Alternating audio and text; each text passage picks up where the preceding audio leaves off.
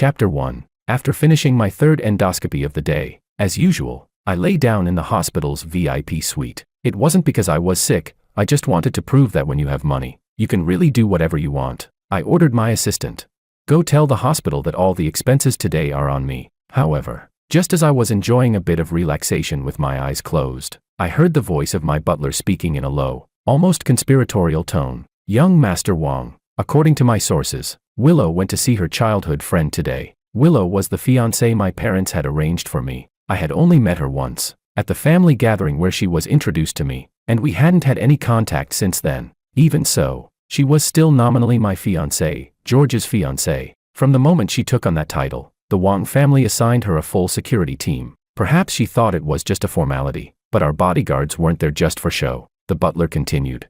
Today, she insisted on going out without allowing the bodyguards to follow her. He handed me a tablet where a list of call logs was flashing. During a routine security check, the team detected that she has been in frequent contact with an unknown number. By protocol, the information was sent directly to me. Of course, Willow had no idea that her contact list was completely visible to me. I could look at it any time I wanted, though, to be honest, I usually couldn't be bothered to care. I skimmed through the calls made at 3 in the morning, drumming my fingers impatiently on the armrest. I asked, "That childhood friend, is it a man or a woman?" The butler sighed. "A man." I felt fury boiling inside me. That woman, my fiancée, dared to secretly meet with another man before our marriage? I asked. "Do my parents know?" "Not yet, sir." "Perfect." I straightened up. "I'll call her right now. I want to hear what excuse she can give me." I dialed Willow's number on my personal phone. The call barely rang twice before a male voice answered. "Hello, who's speaking?" The tone of the man was strangely unpleasant. His cadence made my skin crawl. "Where's Willow? Put her on the phone." I went straight to the point. "Willow? Oh, she can't right now. She's in the shower," he replied, dragging the words with an almost mocking arrogance. "And who are you? Why do you have her phone?" "Me. I'm her boyfriend." "Got a problem with that?" It was the first time I had ever heard such nonsense. Her boyfriend. "And who the hell are you?" the guy asked provocatively. I replied coldly. "I want to speak to her in person." "I told you she's in the shower," he shot back shamelessly. "If you've got something to say, wait until she's free." I frowned, barely keeping my anger in check. "Don't test my patience. Tell her to come out right now, or I'll..." Before I could finish, the man hung up. The monotonous beeping on the phone echoed in my ears like a direct slap to my authority. "Well done, you've really got guts. Daring to hang up on me," George noted and remembered. I yawned and glanced at the butler beside me. I asked, "You know what to do, right?" He nodded. "Understood, young Master Wang. Good. The rest is up to you. I'm a bit sleepy. Unless it's something serious, don't bother me." "Okay." I lay back down on the hospital bed, letting my body sink into it as my consciousness slowly faded away. I didn't know how long I'd been asleep before the sharp ring of my phone tore through the silence. Very few people had my private number, so whoever managed to reach me had to be someone I knew. I answered the call, only to have my eardrums nearly shattered by Willow's scream. "George, are you insane? I just went out with my male best friend for a bit. Is that such a big deal?" I replied calmly. "Watch your tone. You're my fiancée. Just the fact that you went out and fooled around with another man is enough for me not to let it slide. And now you're yelling at me. Are you tired of living?" But Willow ignored me completely, as if she hadn't heard a word, and instead shouted hysterically. "What did you say to Makoto?" "He said you started yelling the moment you picked up the phone. Because of that, he almost decided to cut ties with me. I had to apologize for ages before he'd even calm down." "Tell me, what did you say to him?" I said.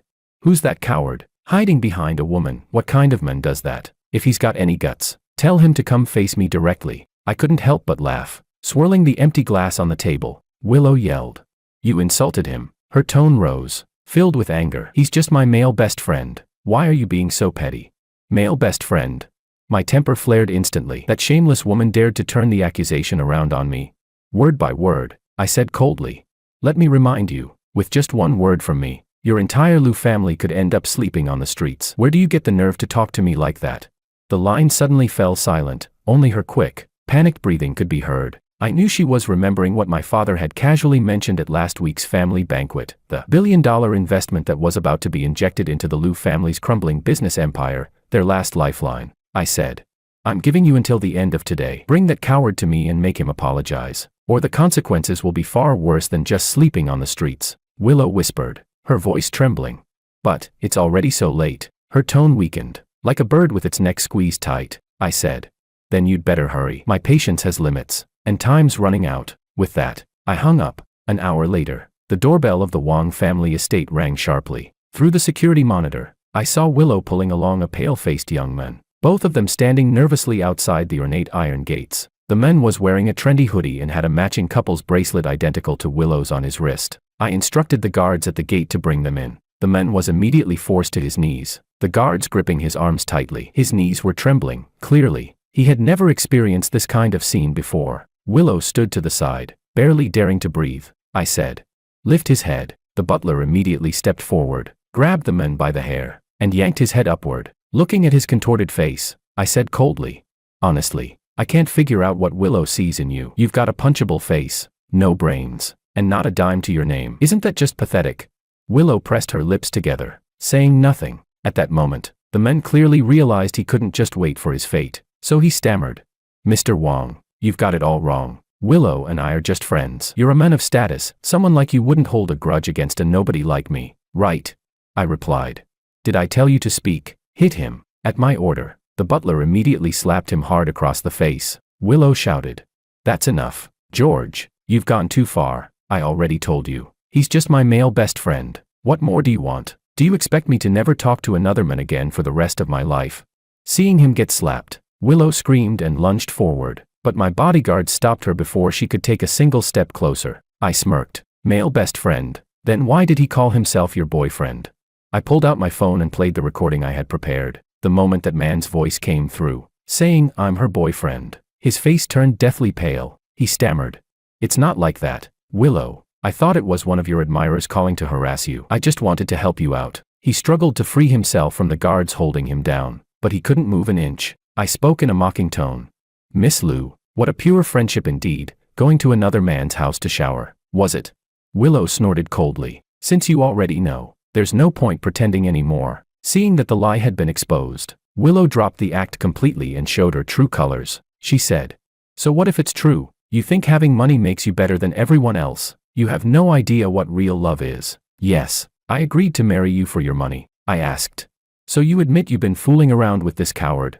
"That's right. With Makoto, I finally felt what real love is. The emotional value he gives me is something you could never provide." I had no idea what emotional value she was talking about, nor how she could say something so ridiculous. All I knew was this: life is a transaction, fair and mutually beneficial. The Wong family paid, and the Liu family was supposed to provide the service. But people like Willow never understand a simple truth: those who pay the bill never owe anyone emotional value. She continued, "I'm warning you, if you don't let Makoto go right now, don't even think about marrying me later." How boring. I couldn't tell if this woman simply hadn't grasped the situation or if there was something wrong with her brain. I couldn't be bothered to explain. I only said, "How noisy." "Hit her." One of the guards beside me immediately slapped Willow across the face. Her cheek swelled up at once and she stopped shouting back. I said, "All right, have her parents come and claim her." The butler quickly notified Willow's parents. Soon after, the two of them were brought in by the guards. "George, what's going on? Can't we talk this out? Come on. Apologize to Willow and let's drop it," Liu's mother complained.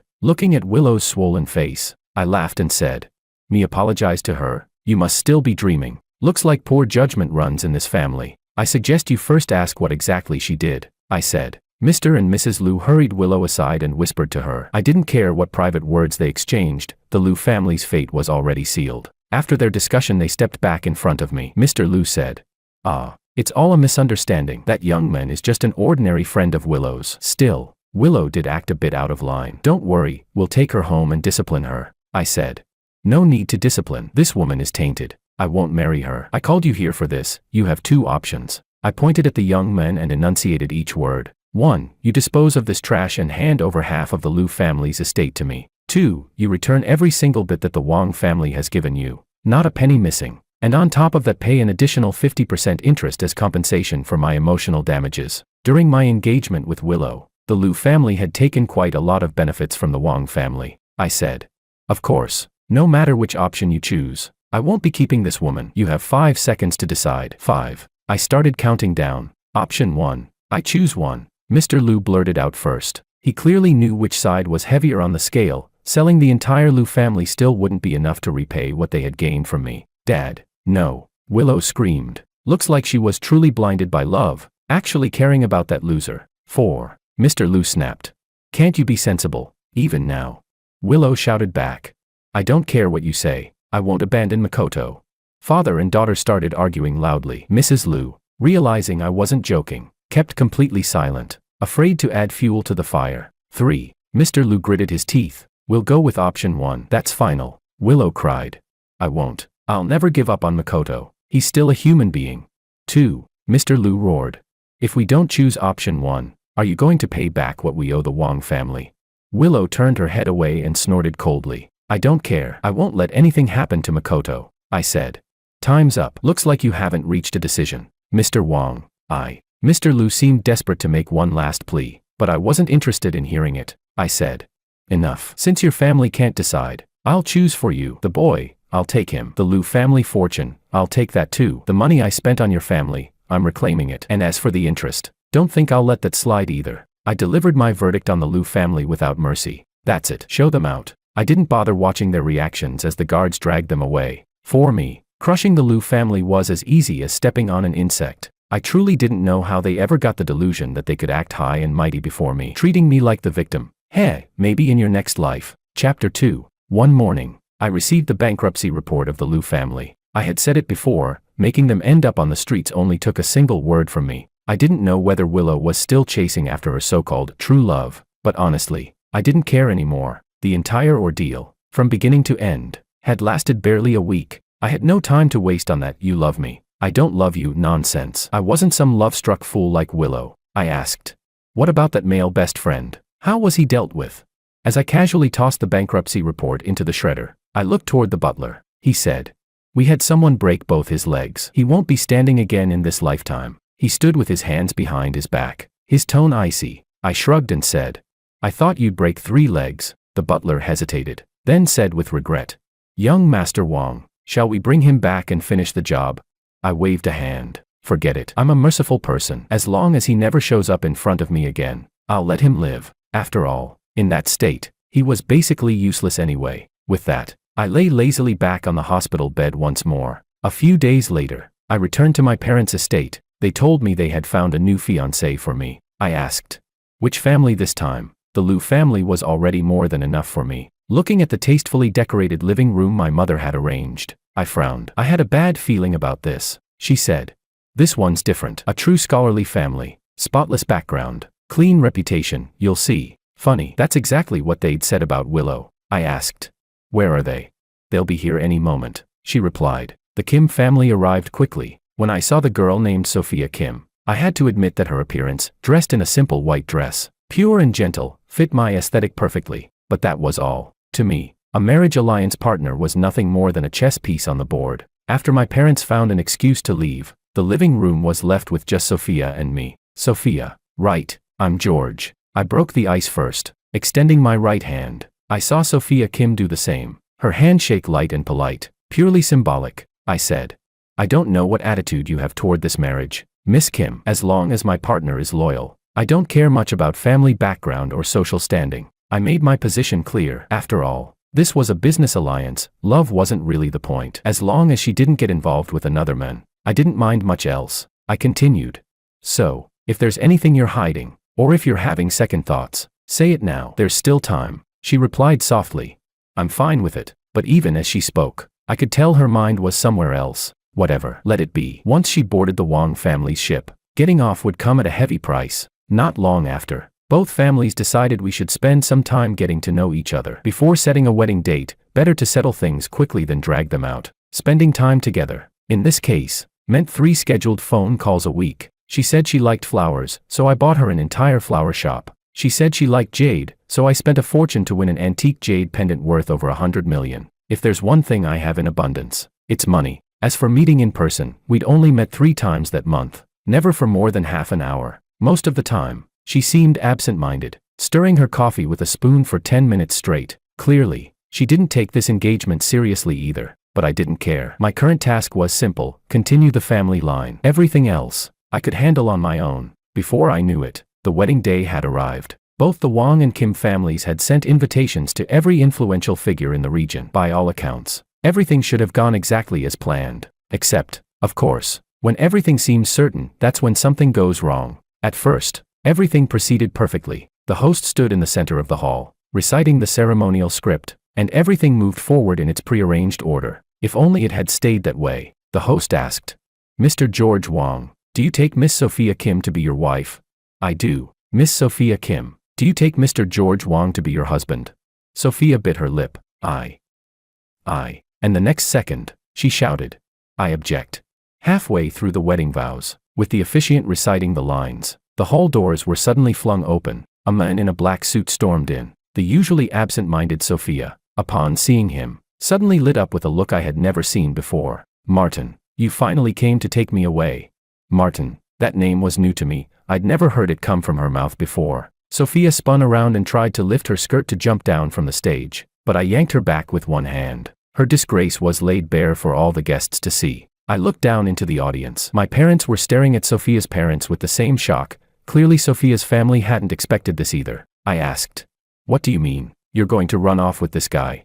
Sophia stood and looked at me, guilty, lowering her head. I said, "So you admit it." She neither denied the earlier shout nor denied my question. The truth was obvious. Damn, are these people all leaking sewage into their heads? My thoughts were a tangled mess, and the hotel's security was disgustingly awful for letting a bride snatcher get in. I'd thought the Wong family's reputation would be enough to deter any fool from causing trouble. Apparently we should have posted bodyguards at the doors. Never thought a wedding snatch would happen to me. George, for now, stabilize the situation. This woman was no longer acceptable, but I wouldn't make a scene on the spot. That could wait. I grabbed the microphone from the host. "I'm sorry, everyone, due to unforeseen circumstances, the wedding is suspended. This is a failure on the Wong family's part. Please accept our apologies and enjoy the food and drink." I handed the microphone back to the host and strode toward the backstage without looking back, not caring what unfolded on stage. Ridiculous, someone actually dared to snatch a bride at my wedding. Sophia, Martin, fine. You've successfully provoked me. I'll make sure you learn what it costs to offend the Wong family. This time, I won't give anyone another chance. Whether it's love or a so-called arranged marriage, everything will be played by my rules. Chapter 3. Ever since that wedding, I began my systematic revenge against the Kim family, a so-called family of scholars.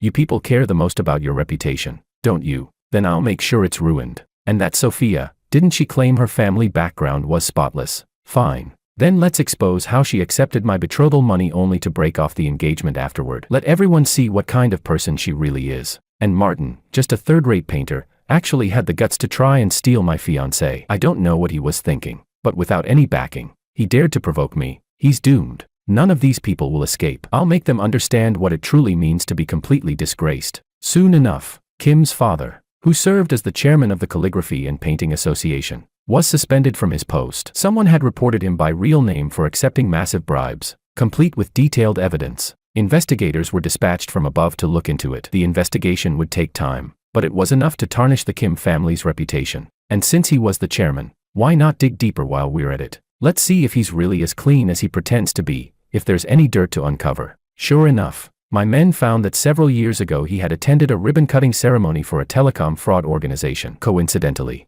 a famous influencer had recently been scammed by a similar group, and the story was all over the internet. Perfect timing to add fuel to the fire. Let the PR department buy some trending spots. Me, George, I may lack many things, but money isn't one of them. Keeping this scandal trending for a whole month won't be a problem. So, on the hot search list, right next to popular influencer kidnapped and scammed by overseas fraud group, another tag appeared: Calligraphy Association chairman colludes with telecom fraud. Next up, Sophia. I didn't need to lift a finger myself, just leak the footage of her fleeing the wedding venue. Then splice and doctor it a bit, and instantly it becomes a tell-all of a gold-digging woman scamming someone into marriage. Then some alt account on social media leaked a list of gifts I'd given Sophia. The original post was deleted, but with my push it quickly spread across the whole internet. Now Sophia couldn't wash this stain off no matter what she did. As for Martin, there was even more dirt on him. He'd been blacklisted before for producing forged paintings abroad. He couldn't make it there and had returned home. Now he was reduced to selling his paintings on the street. I don't know how Sophia ever took a fancy to him. A few marketing accounts wrote a few crafty smear pieces about Martin, and suddenly he became a pariah everyone wanted to beat. Then some candid photos surfaced of me drinking alone. Looking despondent, they shaped the narrative to cast me as a victim, so the public would sympathize with me as the wrong party. In short, after this 1-2 punch, The Kims were finished. The unemployed Martin was driven out by Kim's father and now begs under a subway entrance. A few days ago he'd apparently had his hand broken by a local gang over stolen business. He'll probably never paint again. One day, while the Kim family and Martin scandals were still fermenting in public opinion, I got a call from Sophia. I said, "Hello, what's up?" She asked, "Was all that stuff online you're doing?" Her voice sounded a little hoarse. It seemed the recent string of blows had left her in a mess. I replied, "I don't know what you're talking about. If there's nothing, I'm hanging up." I wasn't going to admit anything. Who knows if the other side was recording. She said, "Wait, don't hang up. I know it's awkward to ask, but could you lend me some money?" For a moment I wondered what she was planning. I asked, "What do you need the money for? By all rights you shouldn't be short on cash." She still had all the antiques I'd given her, including an ancient jade worth over $100 million, though I guessed most of it had probably been frozen. She said, "My father's under investigation. The family assets are frozen. We can't even afford his lawyer fees." I said, "You come to me for money, so tell me, what exactly are we to each other right now?" I let out a light, bitter laugh and asked Sophia a question. For a moment there was nothing on the other end of the line except Sophia's faint breathing. I said, "Look, we don't seem to have any relationship. Why should I pay? You should go to Martin. He's so capable. He dared to steal my bride at my wedding. Having him cover some legal fees shouldn't be hard, right?" She hesitated. I can't find him anywhere right now." "Of course not. He was begging under some suburban subway entrance." I said, "Fine. If there's nothing else, I'm hanging up." As if I'd let her off that easily after she'd humiliated me in front of everyone. I wasn't about to forgive her. I didn't wait for her to say more. I hung up. 3 days later Sophia showed up at my company in person. I didn't stop her. I told the front desk to send her up to see me. She wore the same dress and hairstyle she'd worn when we first met. Even had on makeup, but the heavy dark circles under her eyes were impossible to hide. A bodyguard came up and reported, "We've checked, she's not carrying any suspicious items. The executive floor of this building has 3 metal detectors between the elevator and my office. The security at the door even carry stun guns. After being kidnapped as a child, I take my personal safety seriously." I said, "Speak. What do you want? I don't have all day." To my surprise, Sophia suddenly collapsed to her knees. Her eyes reddened. "Please, give my father a way out. He didn't know anything about those telecom fraud groups. It was a setup." Her voice shook with an uncontrolled tremor. I asked, "A setup?" Seeing her in such a miserable state, a flash of satisfaction rose in me. I paused, then continued, "You mean someone deliberately reported the ribbon-cutting footage and the transfer records? If you're asking me to spare him, you've come to the wrong person. After all, I didn't do it," she begged. "Right now you're the only one who can save my father. If you come forward and clear things up, he can walk away unscathed." "Clear things up?" I snorted. "Sophia, on what grounds are you even bargaining with me? What do you still have to offer me?" I asked. She said, "Whatever you want, I can give you." Suddenly she looked up, as if she had made up her mind. I shrugged. "Then tell me the story between you and Martin. If you entertain me, maybe I'll consider it." I leaned back, trying to find a comfortable position. I was a little curious why Sophia cared so much about that Martin. Then she started telling that tired, third-rate romance novel story. It was the same old thing, Martin drawing on the street, Sophia passing by and being drawn in. They hit it off, a down-and-out poor boy and a wealthy heiress desperate to break free. Later, because the Wang family and the Kim family were arranging a marriage, the Kims stepped in and cut them off. Then came the cliché wedding-stealing scene, in a romance novel that would lead to the lovers reuniting and me, the villain, eventually letting go. Too bad this isn't a romance novel, and I'm not a romance book villain.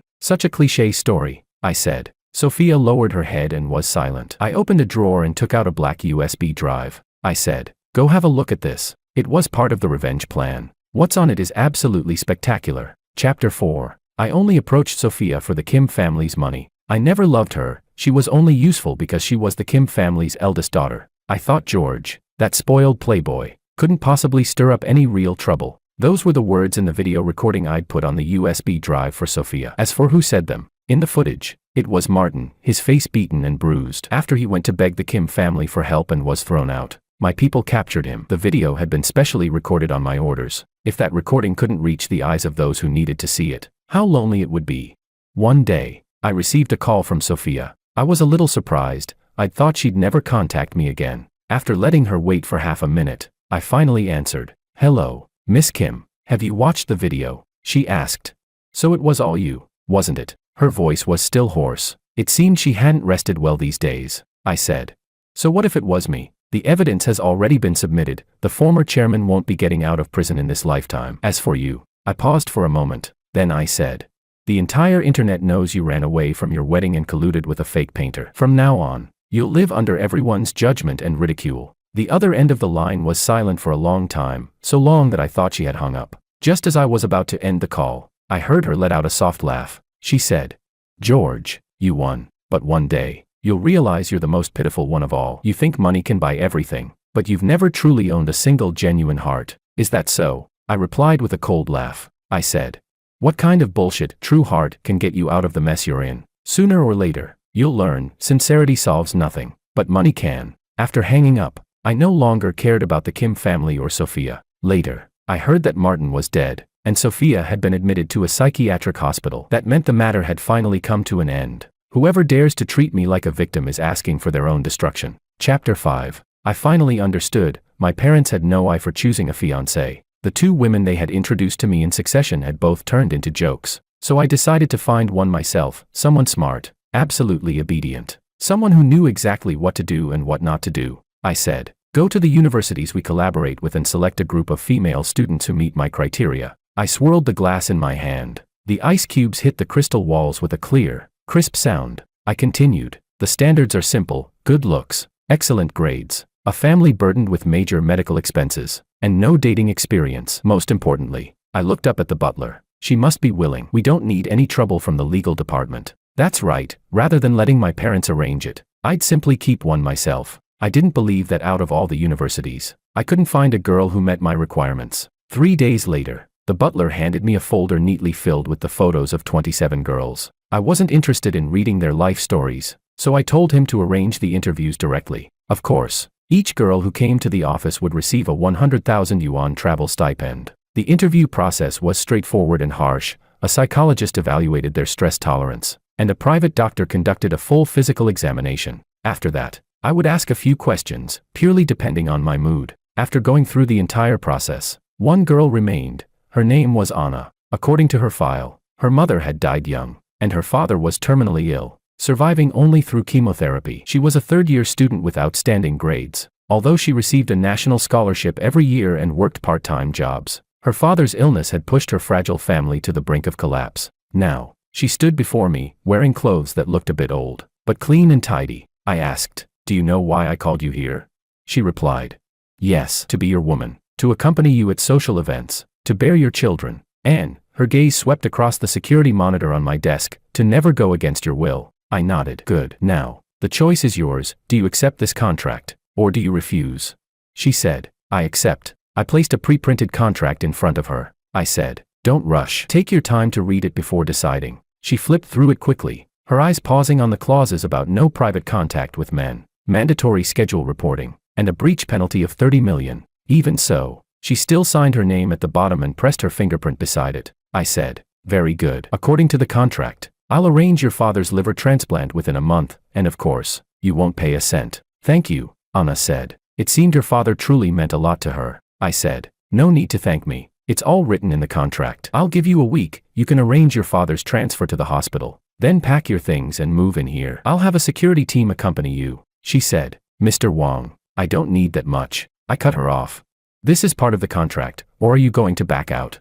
Having been kidnapped as a child, I spend hundreds of millions each year on my security team, so assigning Anna a mid-sized bodyguard detail was no problem. "Master Wang, actually we could slow down her father's treatment a bit." That was the butler's remark after Anna left with the security team I provided. I interrupted him before he could finish. "No need. I'm above using petty tricks. I fear nothing. But if anyone used petty tricks against me, they would face my wrath soon." Anna was living in my villa. On the 7th day after she moved in, I watched on screen as she hesitated for 10 minutes at the doorway to the walk-in closet. In that 20-square-meter room, haute couture gowns and jewelry boxes shimmered coldly. Yet she kept clutching an old sweater in her canvas bag, one her mother had knitted for her when she was a child. "Would you like me to help you choose a gown for tonight's charity gala?" the maid asked, startling her into taking a step back. Anna shook her head. "No, thank you." She picked the most understated black mermaid dress, a single outfit that could pay for her father's care for a year. At the charity gala she moved like a program running to spec, the pressure she put on my arm when she linked it, the number of teeth she showed in her smile, the phrasing she used when dealing with political and business elites, all had been calibrated again and again by etiquette coaches. When the host mentioned the future lady of the Wang family, Her fingertips trembled lightly in my palm. That was the first time she'd been publicly defined as my possession. In truth, I didn't have to attend. I was only there to see how well Anna fit the role. If she fulfilled my requirements, I wouldn't mind giving her a title. Miss Yu is both beautiful and talented. I heard your father's operation was successful, the wife of a real estate magnate said, leaning in with a glass of champagne. Anna replied. Thanks to Mr. Wang. Her smile was flawless. Meeting someone willing to take responsibility for everything, I consider myself lucky. Whether it was genuine or acted, it was passable. After that, everything went on as usual. I allowed her to finish university before executing our contract. When her father's surgery succeeded and the hospital sent the recovery report, I watched it and felt a predatory curl at the corner of my mouth. This was not only redemption for her father, it was the final shackle that would trap her in our bargain. From now on, Anna could only perform the script I'd written and dance across the chessboard I controlled. Chapter 6. Several years later, my daughter Lillian had reached the age where she ran to kindergarten with ribbons in her hair. She tugged on the leg of my suit pants, the ends of her hair still catching the strands that Anna had left behind while braiding it that morning. Daddy, the swings at kindergarten are higher than the ones in our garden. I smiled. Go on and play. Remember to listen to Grandpa Butler. I ruffled her twin braids and watched as she hopped into the bulletproof car. The old butler was carefully fastening her custom cartoon seatbelt. As the motorcade pulled away, my daughter pressed her little hands into a heart shape against the car window. The smile on her face was exactly the same as Anna's when she learned her father's surgery had been a success. When I arrived at the office, Anna was sitting in my chair, organizing documents. She said, "This is the file for the overseas acquisition you requested." She slid the folder across the desk. I opened it, but my gaze fell instead on the wedding ring on her left hand. 7 years ago, when she signed that contract, that finger had been bare. Now it wore a diamond ring worth millions, the inner band engraved with our wedding date, something she herself had asked for. After giving birth to our child, she had been free, as the contract stipulated. If she had chosen to leave, I would have given her 30 million and let her go, though I never would have given her custody of the child. But in the end, she chose to stay. I never asked why. Was it for the child, or for the wealth and status of being Mrs. Wang? Forget it. At this point, it no longer mattered. Anna was now my wife, just as I had once promised. As long as she kept me satisfied, I didn't mind giving her the title. I said, with your abilities, you could have gone far, seen the world, instead of staying by my side as a caged songbird. Do you regret it, being trapped in this golden cage I built for you? I asked her that directly. She said, of course I regret it. She let out a soft laugh, and when she turned back to me, her eyes were glimmering like starlight. I regret not meeting you earlier. Maybe I wouldn't have suffered so much. You keep calling this a cage, but to me, it's the first place where I've been able to sleep peacefully at night. Then she took my hands in hers. She said softly, I've always known, what you really want isn't an obedient songbird. It's someone who will quietly stand beside you and watch the world change. I sighed. I could say all this was written in the contract, but fine, as long as you're happy. Over the years, I had developed some feelings for her. After all, she was the mother of my daughter, and at least she didn't treat me like Willow or Sophia did, pretending to care while thinking of someone else. That alone was enough. True affection has never been a byproduct of a contract. It's what happens when two people who once walked alone through darkness finally choose to lower their guard and walk hand in hand toward the light. And I, at last, had found a glimmer of starlight of my own within this concrete jungle.